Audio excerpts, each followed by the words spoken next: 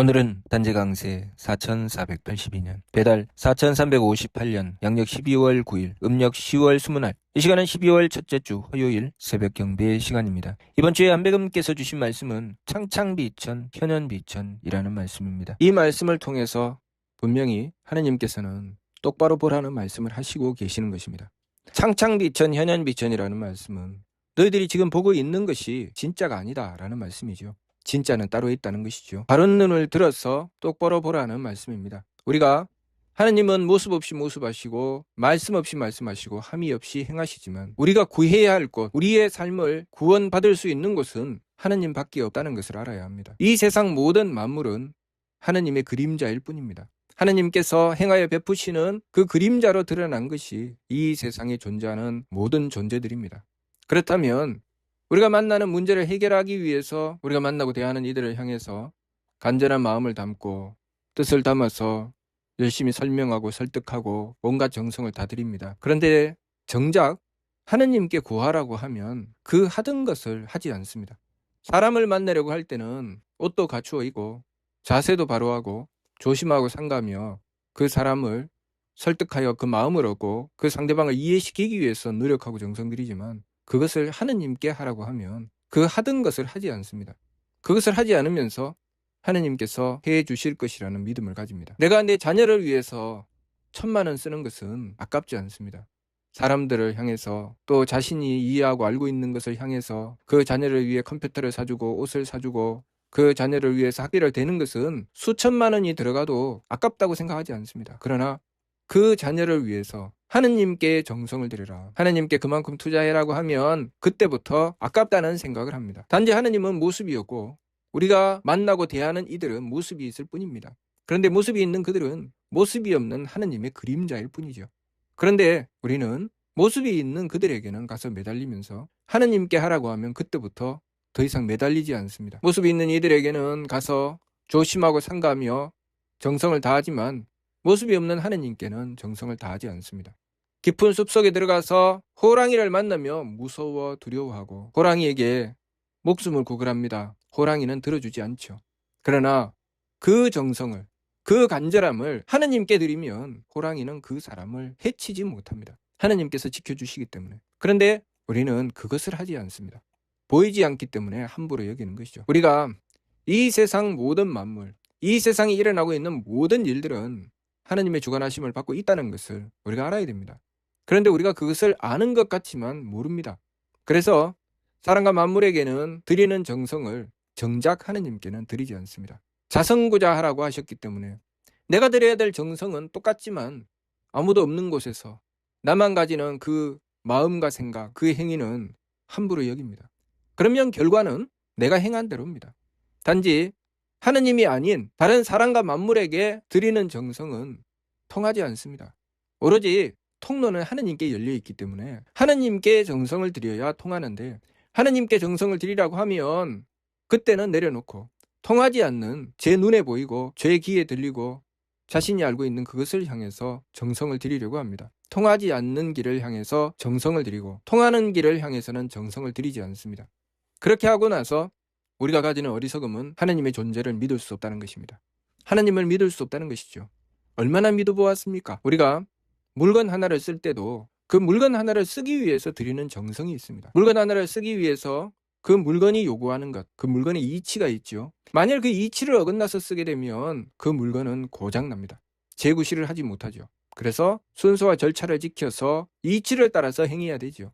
요리를 해도 그 요리를 끓이느냐, 볶느냐, 삶느냐, 그 요리의 순서와 과정, 절차에 따라서 그 각각의 정도에 따라서 그 요리의 맛이 천차만별로 달라집니다. 아주 작고 미세한 부분이 지대한 영향을 주죠. 그래서 요리를 잘하는 사람, 요리를 못하는 사람 이렇게 나누어지는 것입니다. 순서와 절차를 무시하고 아무 재료나 때려 넣어서 아무렇게나 해서 맛이 날 것 같으면 굳이 요리사가 따로 있을 필요가 없지요. 요리를 잘하는 사람, 요리를 못하는 사람이 따로 없고 맛집이 따로 없겠죠. 그만큼 지켜야 될 이치가 있다는 것입니다. 물건에 대해서는 그렇게 지키는데 똑같은 것을 가지고 하느님께 정성 드리라고 하면 그것은 하지 않습니다. 하느님께 정성 드리지 않으면 통하지 않죠. 안 통합니다. 가장 빠른 길이고 가장 확실한 길이지만 우리는 이것을 알지 못하죠. 오늘날 우리 인간들이 가지게 된 것이 무엇으로 인해서 가지게 된 것인지 깨닫지 못한 탓입니다. 짐승들은 우리보다 모자라서 우리가 그 짐승들보다 더 뛰어난 삶을 살아가고 있는지 알고 있습니다. 숲속에 갖다 놓으면 누가 더 모자란지 확실하게 나오죠. 인간이 가장 바보입니다. 가장 무능하죠. 아무짝에 쓸모가 없죠. 그래서 숲속에 버려지면 다른 짐승들은 제 살 곳을 찾고 제 먹을 것을 찾아서 얼마든지 살아가지만 인간들은 그곳에서 죽습니다. 살 수가 없죠. 먹을 것을 찾을 수도 없고 살 곳을 찾을 수도 없고 맹수와 독충을 피할 수 있는 길도 없습니다. 곧 죽죠. 그런데 우리는 무엇으로 스스로 위대하다고 생각하고 무엇이 더 뛰어나다는 것입니까? 우리의 위대한 선조들께서는 하느님을 모셨습니다. 그것에 대한 결과지요. 그런데 그 결과를 얻고 나서 그 근본을 무시합니다. 위대한 조상님들 덕분에 우리는 사람의 삶을 얻었는데 그 조상님들이 무엇을 통해서 얻었는지 그 근본을 무시하죠. 그 근본을 무시하면 결과는 본자리로 돌아갑니다. 결과가 본자리로 돌아가면 어떻게 될까요? 우리는 다시 부족하고 모자라는 자리로 가게 되는 것입니다. 원시 시대로 가죠. 하나님의 뜻은 우리의 현실로 드러납니다. 하나님께서는 나에게 무엇을 요구하시는지 뚜렷이 알 수 있죠. 그러나 우리가 하나님을 부정하면 그것이 하나님께서 원하시는지 모릅니다. 그래서 내가 무엇을 해야 될지 모르죠. 내 삶이 힘들고 어려운 것은 하나님께서 나에게 원하시는 것이 그만큼 크고 무겁다는 것입니다. 내 삶이 쉽고 가벼운 것은 하나님께서 나를 가볍게 보시는 것입니다. 내가 무겁고 큰 일을 맡았을 때 나의 삶은 결코 쉽지 않습니다. 우리가 이 인간 세상에서도 중요하고 어려운 일을 맡았을 때 그 사람은 신중하지 않으면 안 됩니다. 조심하지 않으면 안 되죠. 까딱 잘못하면 손발이 날아갈 수도 있고 제 목숨이 날아갈 수도 있습니다. 그래서 위험한 일을 하는 사람들은 항상 조심하죠. 왜냐하면 긴장하지 않으면 사고가 터지기 때문에 조심해야 되기 때문입니다. 그러나 우리가 하나님께서 내 삶을 통해서 그것을 요구하실 때는 다르게 생각합니다. 그래서 집중하고 조심하고 정성 들여서 하나님의 뜻을 받들어 자신의 일을 해 나가려고 하지 않고 힘들고 어려운 것 때문에 오히려 방심하고 오히려 포기하고 오히려 망쳐버리려고 합니다. 무엇을 해야 되는지 모르는 것이죠. 우리는 무엇이 참인지 무엇이 그림자인지 그것을 바르게 알아야 되겠죠. 내 눈에 보이는 문제는 보이지 않는 근본이 있습니다. 보이지 않는 근본의 문제는 모습 없이 모습하시고 말씀 없이 말씀하시며 함이 없이 행하시는 하느님을 통해서 해결해 나가야 됩니다. 하느님께 구해야 되죠. 그래서 우리에게 자선구자를 말씀해 주신 것입니다. 성기원도면 절친견이니 자선구자라 항제인 후 신이라 라고 말씀하신 것은 하느님은 모습 없이 모습하시고 말씀 없이 말씀하시며 함이 없이 행하시기 때문에 자선구자 하라고 하신 것입니다. 내가 무엇을 하고 있는지 내가 무엇에 집중하고 있는지 무엇에 정성 들이고 있는지 똑바로 보아야 됩니다. 이번 주 말씀 창창비천 현현비천이라는 말씀은 겉으로 보이는 것에 현혹되지 말라는 말씀이죠. 이 말씀 뒤에 나오는 말씀이 무엇입니까? 천은 무영지라며 무단이하며 무상하사방하고 허허공공하여 무부재하며 무부령이니라.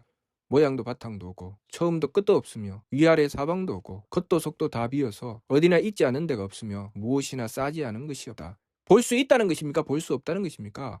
우리 눈으로 못 본다는 것이죠. 그러면 어떻게 알 수 있습니까? 우리의 모든 삶을 통해서 충분히 알 수 있죠. 어디나 있지 않은 데가 없고 무엇이나 싸지 않은 것이 없기 때문에 충분히 알 수 있습니다.